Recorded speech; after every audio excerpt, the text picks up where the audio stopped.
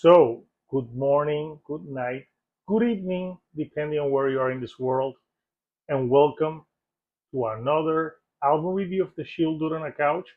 I'm your host, Hector, and today we're talking about the album number 13 by the band Soulfly, and it's called Chama, which means flame.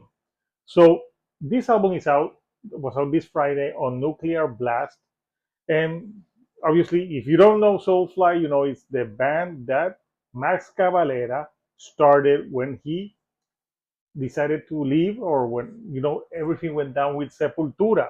So this is the album number 13. I remember I really enjoyed Soulfly's first albums, and then I've been a casual listener. The last album I thought I did enjoy it, but it's a band that like I don't listen to all the time.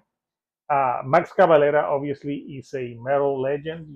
Like Sepultura is clearly like one of the biggest metal bands from Brazil ever, and he has had a very good and solid career. I actually seen Soulfly performing live two times, if I'm not mistaken, and they were great live. And Max Cavalera brought the energy. So this is an album that's 10 tracks, 33 minutes in length, so it's not a long album. And if you take away like some songs, I would think it's like 8 tracks, because you have the instrumental and you have the beginning song, which is more to set the album up. So this album tells the story of a young boy raised in the Brazil's favelas, and he goes out of the favelas and seeks a higher power in the Amazon jungle. So it's kind of a concept record if you think about it. It tells the story of like someone like escapes the favelas and tries to get a better life. And this is a topic I think Max Cavalera has done this topic in the past. From fans connect to third world lyrics, because this is their lyrics when I'm singing about inner self of growing up in these fucked up streets and shit. The Indonesian fans reading some of those lyrics, they feel connected to it. Yes, like I said, on that documentary, he talks about like discuss doing like these type of themes because they resonate with people like in other places in the world. So Soulfly is not like reinventing the wheel with this album number 13. I think it's being labeled as a return to roots, especially compared a lot to Sepultura's 1996 album Roots, which had a lot of like sounds from native Brazil mixed with like some tribal and new metal elements mixed with their classic sound. So this album, it has some of that, but I don't think it's Sepultura roots. That album is pretty kick-ass. So, but yeah, it's like a return to that style. But I think Sepultura Soulfly has done this on a few of their last releases that I think they utilized this. So it's not something that I would think it's like totally new. Their first albums lean more heavily on that new metal tribal aspect. Basically, after Max left Sepultura, like he was doing more of the sound that he did on Roots in the first like Soulfly albums. My favorite still to this day is Primitive. I love that album. It's a great album, and it's the first Soulfly album that I really got into. So let's talk about tracks and about this album. So it starts with Indigenous Inquisition, that is the intro, and Max is doing like some naming some tribes, and it builds up until it goes into the second track, which is Storm the Gates, which was the lead single from this record. And this one is like 2 minutes and 40 seconds, and it leans heavy on the percussion and the aggression. So it does have like that sound from Sepultura Roots album. Uh, Even though that track I think it's really enjoyable, sometimes I feel like the music can be so loud that you can understand. Like Max Cavalera's voice, I think, is not as strong as it used to be back in the day. He's still a great frontman, but I think he has lost a little bit of like that bark in his vocal delivery.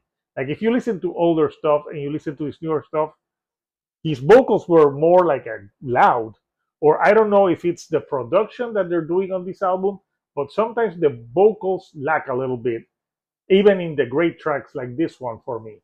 So yeah, I think that's a great track.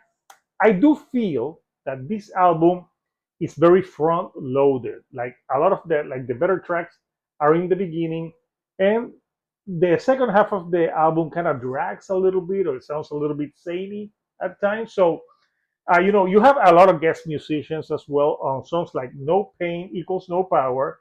That one has Dino Cáceres from Fear Factory, Gabriel Franco from On to Others, and you can tell when he's doing his vocal style, it really gives it a nice, like more goth, like vocals to it in that part. And also has Ben Cook, singer from No Warning.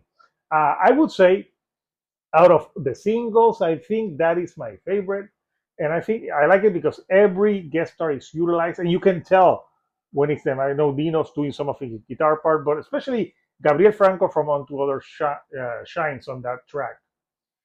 You have one of the heaviest tracks on the record is Nihilist, which Todd Jones, the vocalist from Nails, sings more vocals on that one, and it sounds like a Nails track with some Soulfly mixed into it. It's very aggressive, probably one of the most aggressive tracks on this record. Then you have a track like Jenna, which has a solo from Michael Amott from Arch Enemy, and that track, I gotta be honest, besides the solo from Michael, the rest of the song is okay, I guess. I didn't think it was that memorable, just the solo. The rest of the track, I wasn't quite blown away by that track. So the second half, you have songs like Black Hole Scum, which at first I thought I didn't read the scum. I'm like, maybe it's a Black Hole Sun Soundgarden cover, but no. That one, it's aggressive, but it's like more of like stuff that Soulfly has done in the past. I think better. And then you have Favela, Dystopia, Always Was, Always Will Be, and they're okay tracks at this point in the album, in the middle of the album. Like a lot of these songs, like kind of blended together for me. So I couldn't disguise when one started and the other like began, like one finished and the other began, because they basically sounded kind of like similar. I was they were okay. It's not to say that they're bad tracks, but they're also not very memorable. And then you have, Soulfly always has that instrumental, and here is Soulfly 13, and this was like 3 minutes and 23 seconds, and you hear like the jungle and some sounds. But to be honest, some they have had some cool instrumentals on Soulfly album, but this one was boring as hell. I thought like it put like a stop to the record, and it made it like drag and kind of hits the snooze button, and you're like, okay, but there's still one more track after this. So after that, thankfully, the last track, Shama, is a good closer, and it wakes you up. It brings you like with more like aggression and percussion. Again, kind of like reminiscent of Roots. And there's a part like in the middle of the track where it changes into a interesting percussive part near the end, and it kind of slows down and brings it up back again, which I thought was a good like like changing the tone of the song.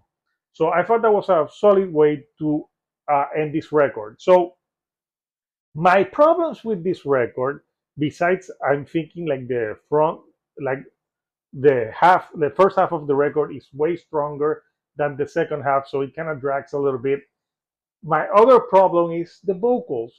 I think sometimes the vocals on this track sound kind of like muffled and undistinctive, and like you can't tell what it's being said because it's like the noise drowns it out. So it almost sounds like Max Cavalera is being waterboarded in some of these songs, and like he can't get stuff out. Obviously, he's older now, But I also don't know if it's the production of the record that makes the vocals sound weaker.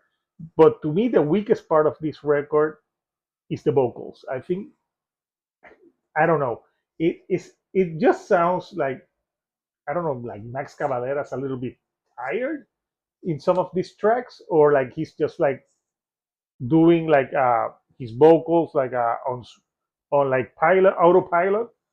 And that, at least to me, that's my opinion and what I thought of it. So this to me makes the record. It's not a bad record, but it's also not Sepultura roots.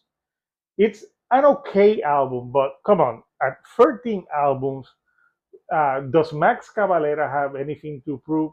No, he's a metal legend. He has nothing to prove, but also he has so many other projects that he's done music that sometimes I think like this is an album that feels like a rehash of like past ideas.